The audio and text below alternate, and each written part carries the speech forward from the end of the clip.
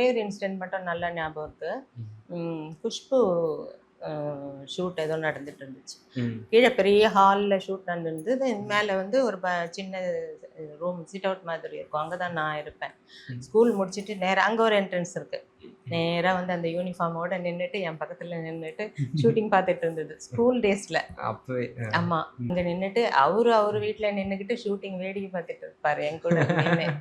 இப்போ பாருங்க, அவரே எல்லாரும் அண்ணாந்து பார்க்குறோம். அந்த பதவி இருக்கிறப்போ விஜய் சார் கூட சொன்னார் என்னன்னா, நான் உங்களில் ஒருத்தன் தான், ஏழ்மையிலிருந்து தான் வந்திருக்கேன், எல்லா கஷ்டத்தையும் நானும் பார்த்துருக்கேன் அப்படின்னு சொல்கிறப்போ, நீங்கள் அவங்க சின்ன வயசுலேருந்து அவர் கூட ட்ராவல் ஆகிறப்போ ஃபினான்ஷியலாக எஸ்எஸ்சி சார் வந்து அசிஸ்டன்ட் டேரக்டராக இருக்கப்போ அவங்களுடைய கஷ்டங்கள் எப்படி மேம் இருந்துச்சு அந்த சூழ்நிலையில்? இல்லை, அவங்க கஷ்டப்பட்டு வந்தவங்க தான். ரொம்ப நாங்கள் எல்லாருமே ரொம்ப கஷ்டப்பட்டு வந்தவங்க தான். அவங்க வந்து ஒரு சின்ன வீட்டில் தான் இருந்தாங்க. விஜய்லாம் சின்ன நான் இருக்கும்போது அக்கா மாமாலாம் ஒரு சின்ன வீட்டில் ரெண்டட் ஹவுஸில் தான் இருந்தாங்க. கொஞ்சம் கஷ்டப்பட்டு வந்தவங்க தான். அவங்களுக்கு அசிஸ்டன்ட் டைரக்டர்னா என்ன சேலரி இருக்கும்ல.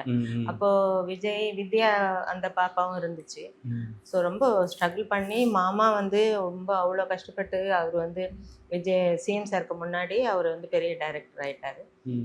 அதெல்லாம் செட்டில் ஆனதுக்கு அப்புறம் தான் கொஞ்சம் ஓரளவுக்கு ஸ்டடி ஆனாங்க. கஷ்டப்பட்டு வந்தவங்க தான்.